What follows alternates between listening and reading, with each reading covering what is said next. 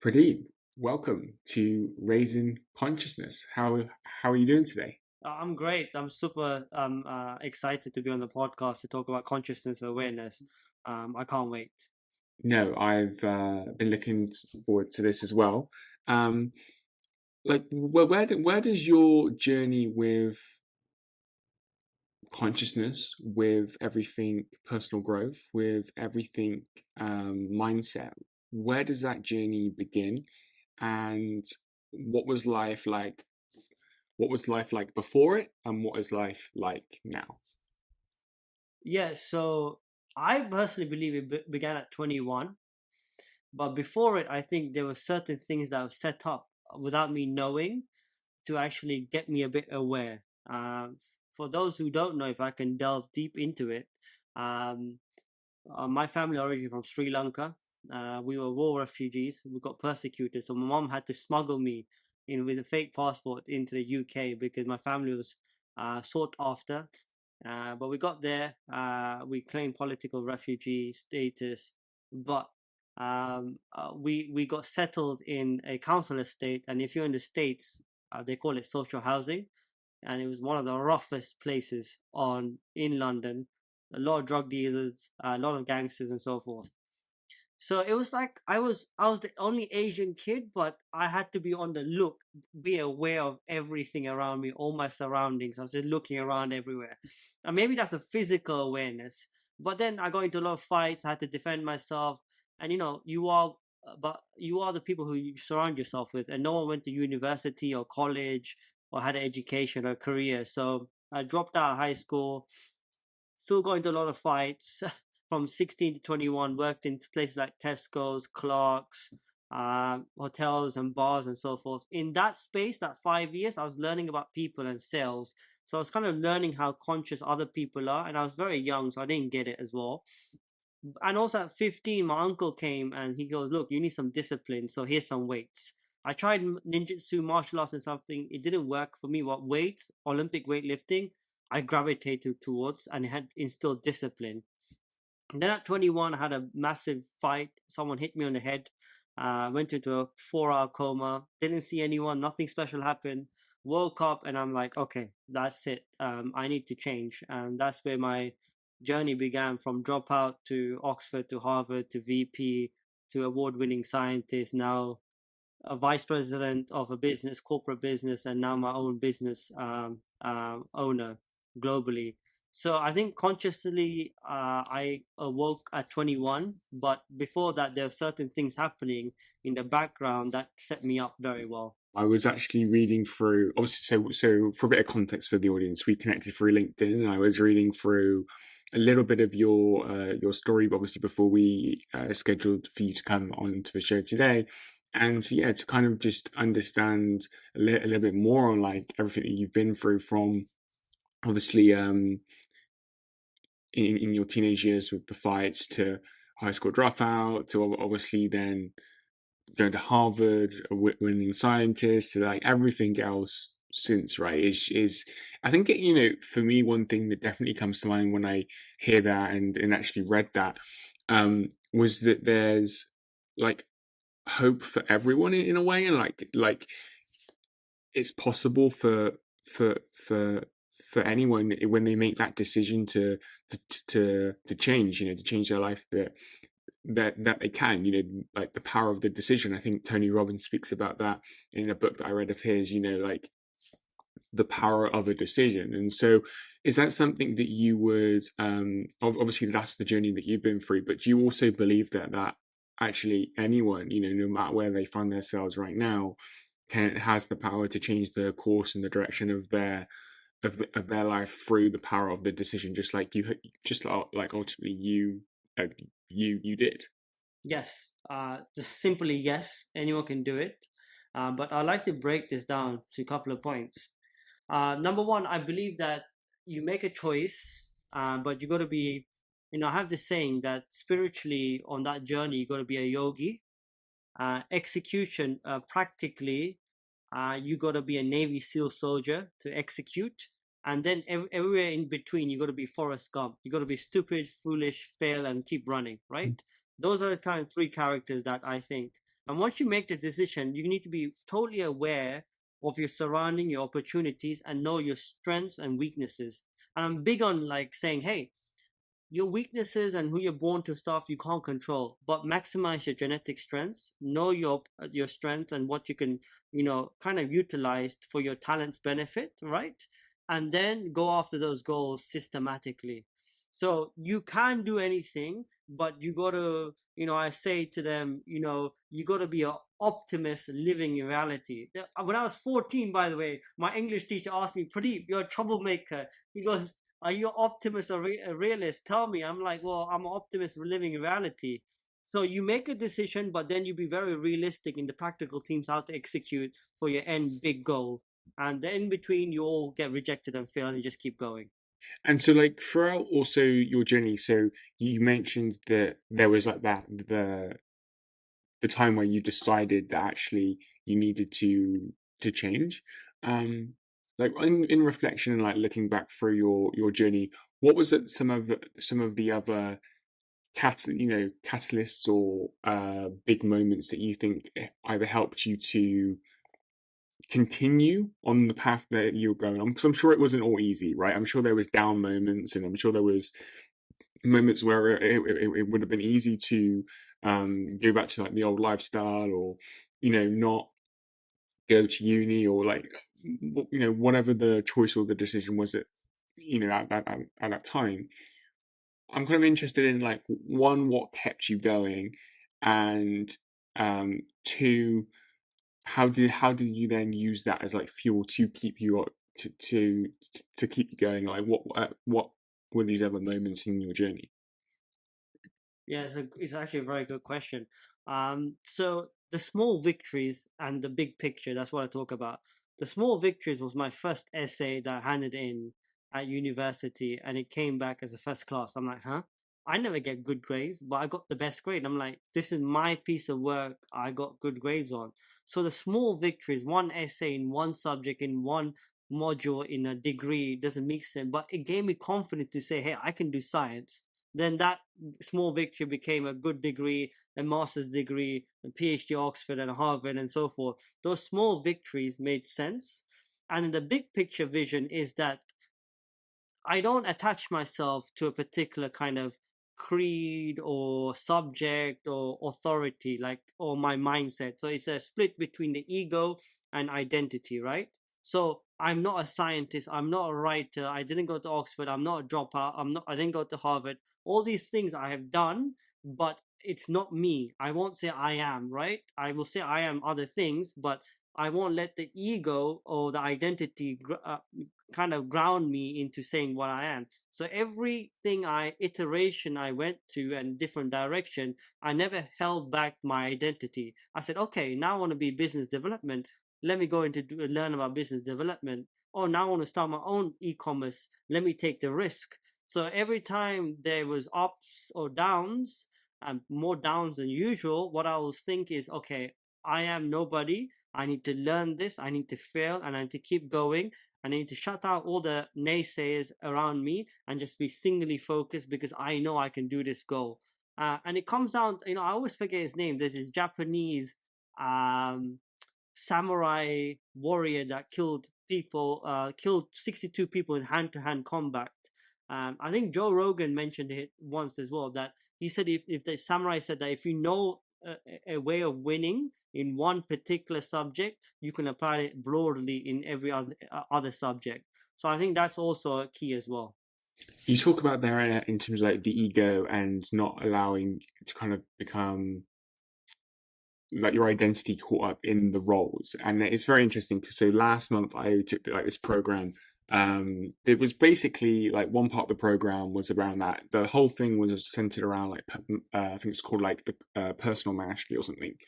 And during one point, it was so one lesson was how that actually um, none of us are like like the character, I guess, of like the roles that we play. We are like pure consciousness playing like roles, right? And so obviously what you mentioned there just kind of brought it back for me. In your experience, but also from your perspective, like how do you feel like, well, so firstly, how did you get to that level of consciousness? Because I believe that, it obviously takes a certain level of consciousness to get to that point, right? And then what words of wisdom would you also share with our listeners and watchers today that can help them to elevate to that same level of consciousness? Because I think so often we can become too attached to the roles that we play and that we take them on as our identity. When, like you're saying, I also resonate with that truth of like, actually, they're the roles that we do play. That's all they are, a role, and that they aren't who we are. They aren't our identity. So I'm really interested to like explore that part of your journey and how you got to that level of consciousness. Yeah, I can talk about this for 6 hours. So I hope you got food and water and everything, right? No. So it's an interesting question because I believe that the ego is good, but you got to kind of put a damper on it and release it when you have to because it does help, but then put it away Train whenever it you want to. ultimately. Yeah, right. Train it very well, right? So I'll give you an example. It's wait, so when you have big picture problems and so forth, I don't particularly go away and say, hey, I am this, I am that. I went there, I can sort this problem out, or I have this analytic data brain. I just kind of zoom out and say, hey, like just almost be non-existent, say what is the actual problem, take away all the data in your head, like take away the ego or your goals and so forth. How do I tackle this problem logically to get to somewhere I want to be, right? So it's almost of saying partake all the ego away. Interesting point here, and I talk about this as well, is that life and success is not black and white choices, but it's the ability to operate in the gray. So there's always a Pradeep in me that says, "Hey, I'm the street smart guy that learned on the council estate," and then there's the Pradeep that went to Oxford and Harvard, right? And there's a battle between these two Pradeeps, and I say, get the middle ground, utilize both of those things, and actually understand what's going on. So for viewers listening, I think I can go to any class in the world, and people like Tony Robbins and others are amazing. The best thing you can do is actually sit down and think and philosophize and come to your own conclusion and be self critical and self reflective. I think that's the best way to do it. There's nothing else or no one else that can teach you without you actually understanding yourself, and it goes, uh huh, and it clicks here. That's the number one way.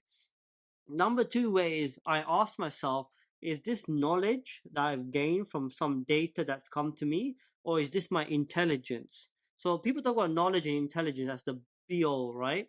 But I say awareness is the actual be all. So take away all that and say, what is my gut saying? And what is my basic human instinct saying? And I go with that. Because, Luke, I've been in rooms with the best drug hustlers in in London, Nobel Prize winners, billionaire CEOs, right? And the best I realized that 0.1% they have awareness.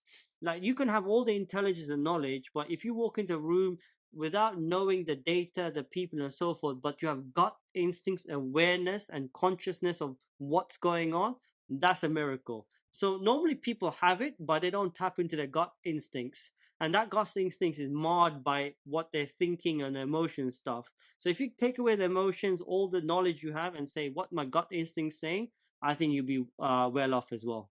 I love that. So another course program that I took back last summer was all around intuition, and it speaks about what you just mentioned there.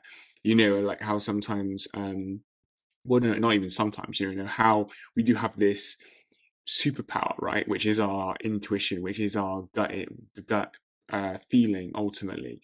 And for most of us living in the world that we do live in today, for good or for bad, whatever, um, it gets clouded. It gets clouded by other people's opinions, judgments, our own limiting kind of beliefs sometimes, etc., etc., etc. And so basically, this thing that I was taking was walking, me through a process of kind of clearing all that out and to come and to step back into your one's intuitive guidance, intuition, etc. And so it's interesting that obviously you being in these rooms that you have been in, you sense and also feel that from the people that you are around. Because I think actually so often, if you were to ask someone, let's just say on the street, for example, they would maybe think that actually the billionaire is actually operating from more of a place of intellect and knowledge and intelligence more than intuition. But it sounds like actually that intuition plays a big part in their success, and obviously in your success as well. And would that be fair to say? And then, like, what other tips and words of wisdom would you have on on on going with your gut? Because I don't think, one thing that also came up for me last year was how the first step, or one of the first steps, is to have the ability, or to develop the relationship with yourself where you give your permission to trust yourself, right? You give yourself permission to trust your gut feeling and your vibes, rather than, oh, I feel this way, and push it to one side and just go with like maybe somebody else's opinion. So yeah, I would love to spend some time like talking about this, going deep into this, and actually hearing your perspective and any words of wisdom again that you have to share on the power of intuition and one's gut feeling. Yeah, I think it's gut feeling, intuitions, very important because, well, before that, self love, confidence, self esteem is not arrogance, right? I think this generation has to understand that, and even the younger generation, because we come to a world where everyone's like, okay, be humble, everything, and it's important, but you got to say, hey, I love myself, I have confidence in myself and my goals and dreams, right? And then that's not arrogant if you say it out and you actually go ahead and do it. Once you have that confidence and self-esteem, I think that allows the gut instincts and the intuition to kick in.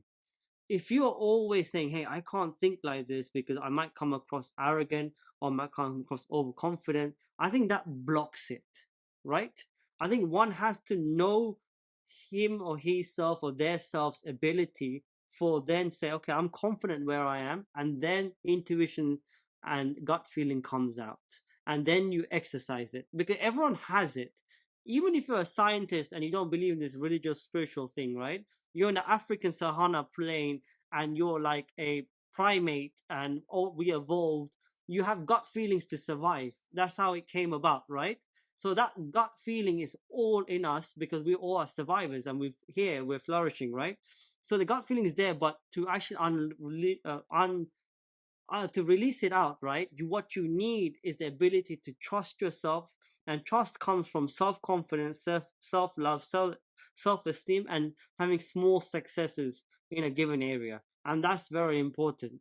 I think that's how you actually release it. And the second thing you made very good point about is intelligence. I think intelligence is important. Having knowledge is important, but no one can have every bit of knowledge, right? The billionaire to whoever you just said, they operate on saying, hey, I have a team of talented people around me I've hired. I always hired brighter people than myself, Luke. That's how I operated. And I have the confidence to say people are brighter than me. And then you have a gut instinct to see how people react, how markets react, and so forth. Because at the highest level, you're dealing with ambiguity and risk. Risk appetite is the only thing that separates the very successful from the average or so successful. There's that ability to take risk in the ambiguity, in the gray. That's the difference, and I will die saying it to everyone, right? That is the difference. Not IQ, not EQ, not anything else. It's the ability to take the risk, with coupled with ambition, right? And those are the two things that actually make the world go forward. And so those people are operating on intuition because there's no data set, there's no past history, there's no future trends that they can rely on 100% to get things done. So I think there again, these people are highly confident in their ability, so they can allow their gut instincts to take over. So that comes down to self work, self love, self development, and then the gut instincts and confidence and intuition kicks in. A question that's come up for me here is, you mentioned beforehand with like the confidence piece, and maybe I'm going here because in the past I've struggled with confidence, right? Although I've had people tell me that, oh, you're so confident, and it's like, actually, internally I don't feel that. But anyway, that's a different story. Like, but so you mentioned in terms of like the small successes that build up that can lead to self confidence. Where does,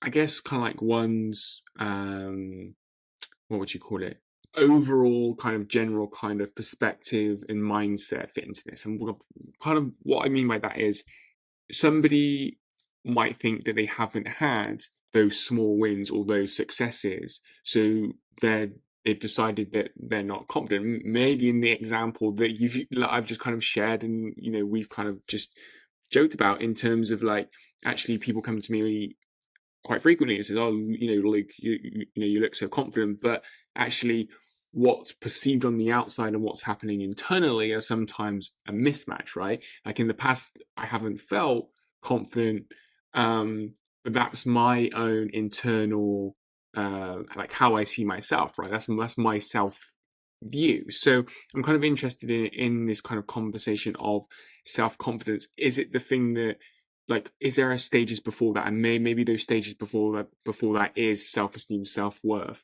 But yeah, I just kind of wanted to touch upon that, because I think this kind of whole thing around like confidence is actually something that I know that I've definitely struggled with in the past, and I'm sure some of our listeners and watchers have as well.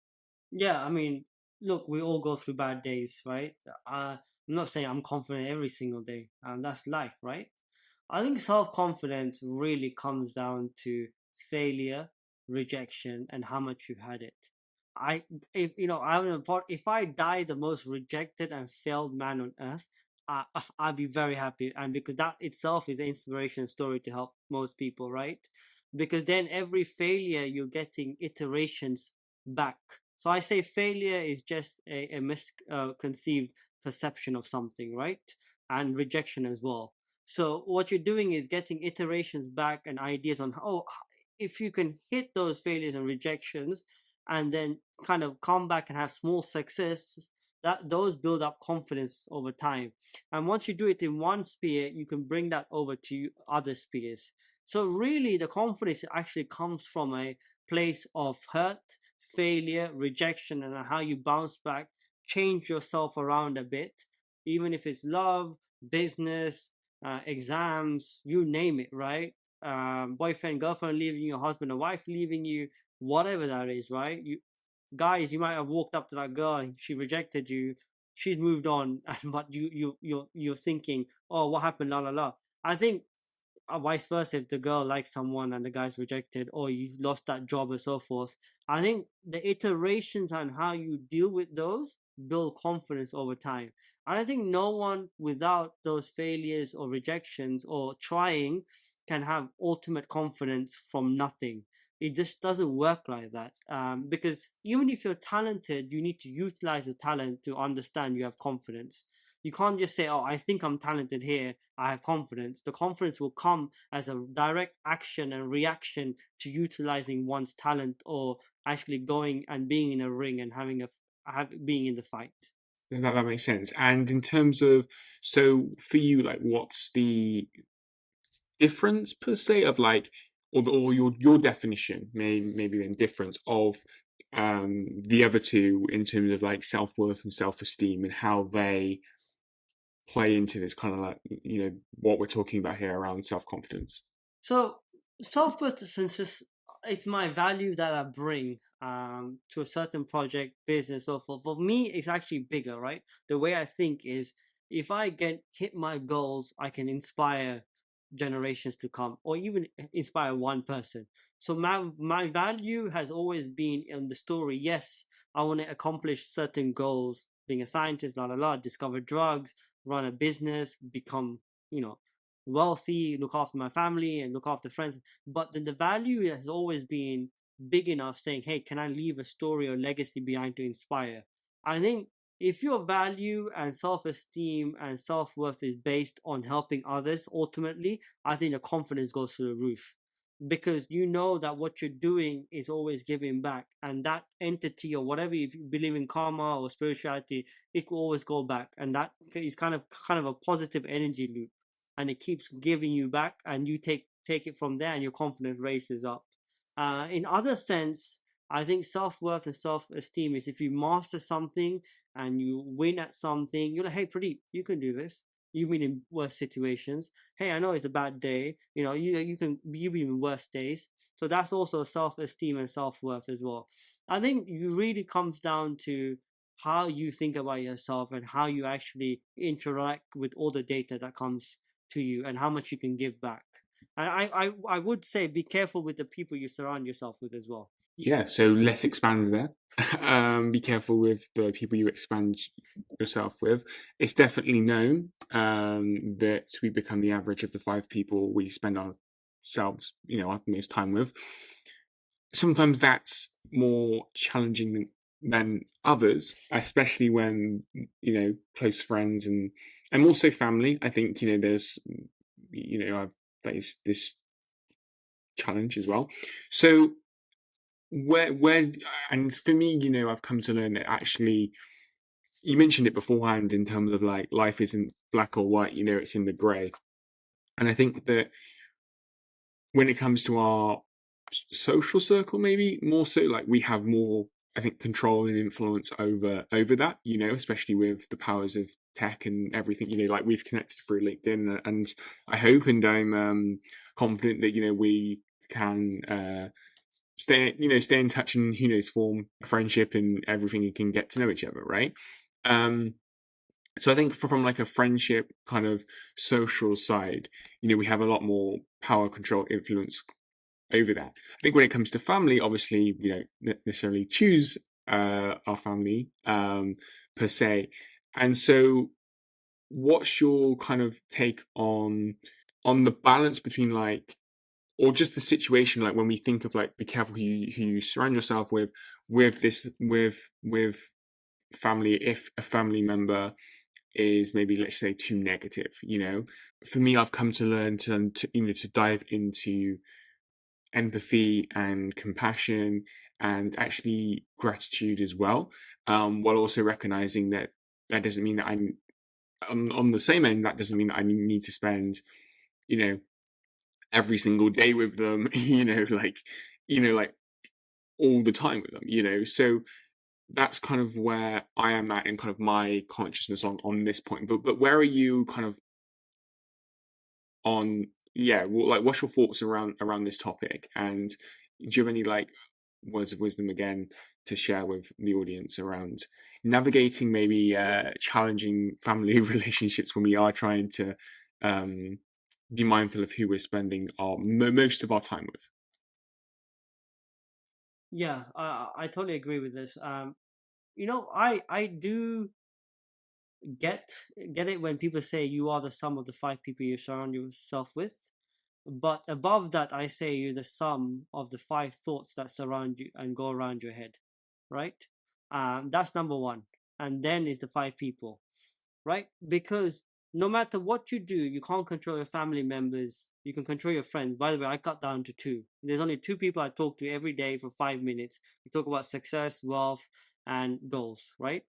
Others, I'm a super friendly guy. We're going to keep this friendship going. But I'm very careful with the data that comes out with family members and so forth. Again, no matter what comes at you and hits you, is the thoughts that dictate how you're perceiving that data, right? So I'll say, hey, surround yourself with great people. If you can't, surround your mind and head and thinking space. Make sure the ability to self-reflect and your thoughts are healthy as well. So that 5 thoughts first, and then your 5 members or friends, and then you can't go wrong, because there's only certain things you can control, and the only thing you can really control is your mind and thought. Mm. And So it's very funny. So I I'll had put this students to you. before. I had students and mentees before. particularly at PhD level, their family didn't get science. I said, move out, and move away. If you can't, Mm. shut the door, saying, "Hey, nice," and make sure your thoughts are right in the right balance, and just go deep into it. I mean, there's only so much you can do, and I've learned the hard way that you can't help everyone. At one point, you have to push, send your message out, but people have to come to their own conclusions. Yeah, totally. So on the point in like in terms of our thoughts, so a concept that I've been playing with kind of recently, like this year, has been like how kind of I guess like the questioning of like how much can we control our thoughts, right? So what I mean by that is like I'm sure all of us at sometimes have stupid thoughts, right? But the challenge is that we believe those thoughts and we actually act on those thoughts and we reinforce those thoughts rather than consciously choosing the thoughts that we want to think. And I think that actually this, for me anyway, I would love to kind of get your perspective on this. The message of, we control our thoughts doesn't necessarily go into the nuances of life and probably actually the complexity of how many thoughts we have on a day. Like there's so many, right? So I'm wondering like actually how much power or control do we actually have over controlling every thought that we have? And is it more about when we recognize a thought, then choosing if we continue to go down the path of thinking that thought or consciously choosing a new thought that empowers us and moves us more in the direction that we want to go, obviously based on our goals, our dreams, our aspirations, the person we want to be, if that makes sense. Yeah, it's super hard. I understand where you're coming from, but I've come to a point where every thought, if it's not practical and going towards a goal that I have in a career or life or personal goal, or it's not going to benefit my wellness or anyone that I care about, I'll kind of negate that and say go away, right? And it's super hard to do, particularly in How? circumstances. How? Like How? tell us like the journey, yeah, the journey that has led to you, or maybe some of the things you've done, because for me it's a practice, like somebody, if they're listening to this, they haven't come into personal growth, they have nothing, they have no idea what consciousness even is, they're not just going to be overnight going to be able to like control all their thoughts or let go of thoughts like just like that. So I'm kind of interested in some of the things that you've done over the years throughout your journey to get now to the level of consciousness where actually you recognize a thought doesn't serve you, you're able to push it away and to let it go. Yeah, so it starts off early in the morning. I've got my affirmations written down and read them. So lifetime goals, year goals, short-term goals, even sometimes daily goals. So once you have that fixated goals in your head, affirmations, you know what the actual goal is and what the targets are, right? And then it sounds stupid, Luke, but 20 minutes in the morning, I'm walking around pretending that I'm actually hitting my goals. I'm not thinking about that. I'm actually pretending that I'm meeting someone, I've won that medal, or I've done that business meeting, and I'm in it and I'm acting the reality, right? So again, my mind is now programmed to actually realize what's happening and what the goal is, and it's actually visualized, actually lived it before it happened, right? And then what happens is now the mind's like, okay, I've got a goal, I have an action, I've seen the action, right? And then you say, hey, this goal is not good enough for me, or this thought is not good enough for me. I'll give you an example. When I first started and had trouble at 21 around me, when I went to uni, it was like, oh, I'm going to the library, or do I go and see my mates? Then I say, no, library. That is not a choice. That's actually you saying no to a thought or idea, right? So those little things like, hey, shall I sleep in a bit more or shall I go to the gym in the morning? That is you saying no to a thought or idea but doing action. So once you do that and take those positive kind of affirmative, this is what I do, this is what I'm not going to do, go away thought, it comes about. But you need, I think, personally, affirmation or a goal, then you have to visualize that, see it come through, and then the thoughts and saying no to it it starts small to big, it comes out, and you can execute. Interesting. Okay. Yeah. Um, so it sounds like for you, the affirmations, the programming your mind towards a specific goal has been one of the most transformational strategies that you've applied to your life. Yes, and then everything's like, okay, go, this. I'm not saying tunnel vision, not saying crazy, not saying don't have a balance in life, but then all your thoughts and ideas and actions are actually very, very shifted and focused, right? And there's nothing going in and out, emotion not taking over. It's fine, and you're doing it, and you're not a machine. You do have, it's you have a balance, but it's like the flow. It's like it's just like it's like almost reality is this flow, and you just kind of, it's like a bubble, soap bubble, and you're just playing around with it, and the thoughts come, and you can just pop it where you want and just go with the flow. Consciousness. What does consciousness mean to you? Like if we had someone in front of us right now, um, and they have come across this concept of consciousness, or the concept of personal growth, or the concept of awareness, or really the concept of everything or anything we've spoken about today, how would you describe what consciousness is? Like, what does consciousness mean for you? That you and I and everything on this earth and around this universe is one.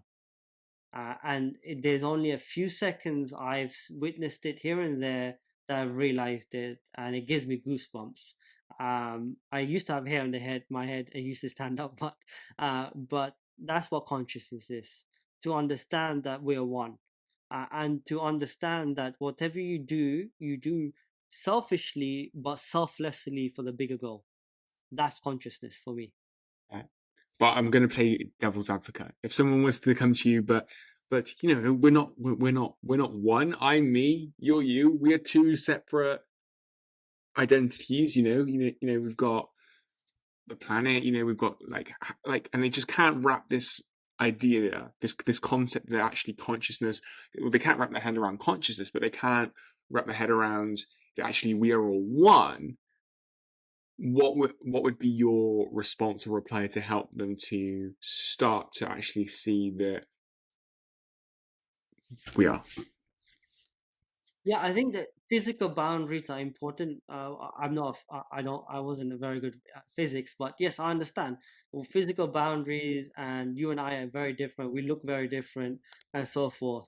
But the actual ability to understand that this is my species, this is you and me.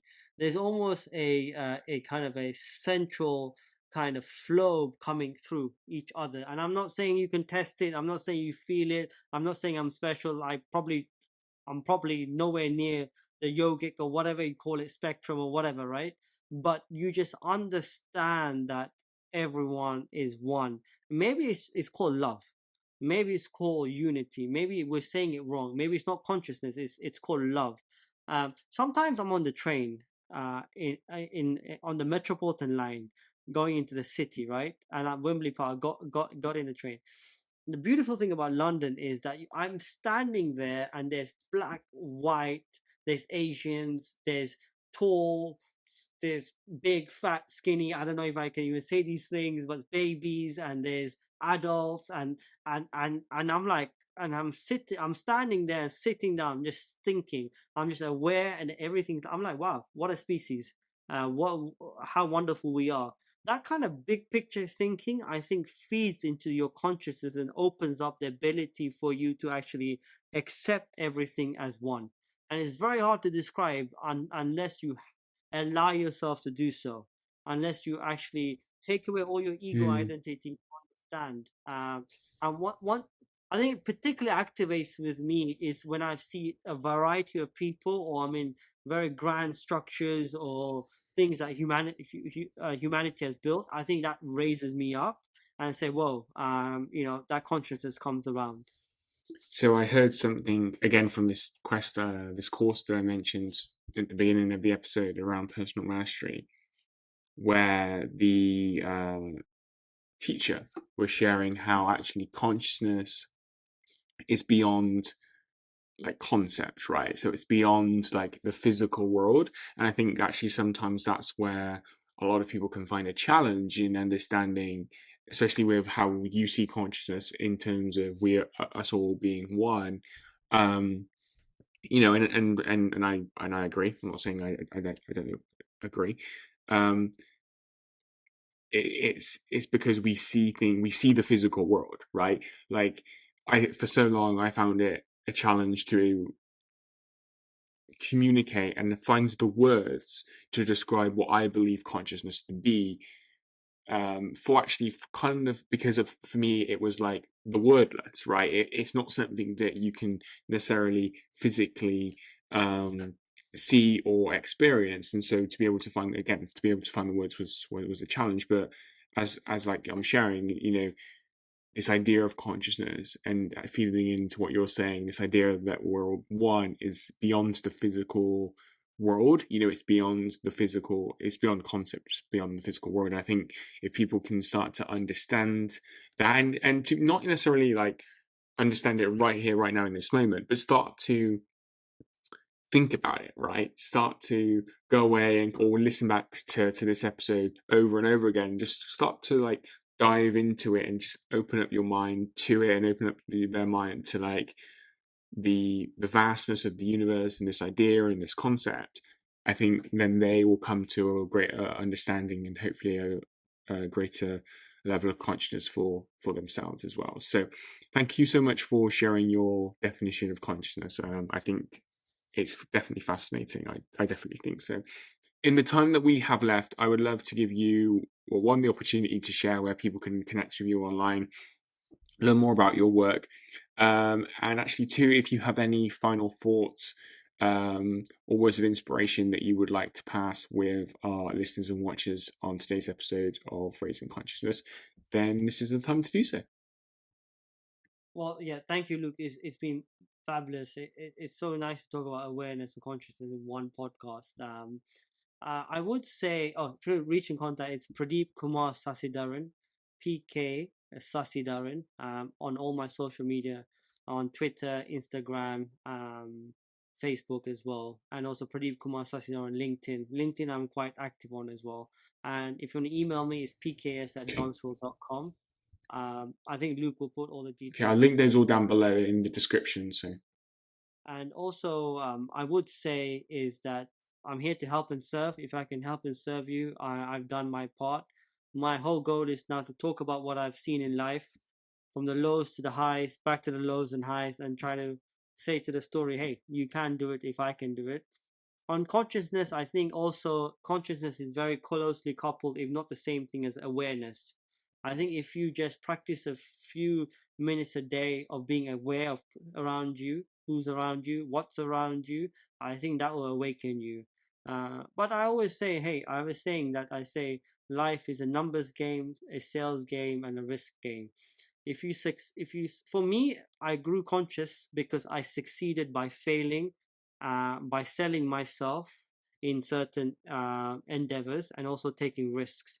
So if you keep failing and doing those things and taking risks and selling and branding yourself where, the success then becomes saying, hey, when you become successful, you're like, you don't want to keep it, you want to share it. So I say, hey, how can I get Luke more successful? Not that Luke needs it. Oh, how can I get that person successful? How can I help this person? And once you want to give away your success and ideas and thoughts, you become automatically aware and conscious of others, and that opens up your consciousness.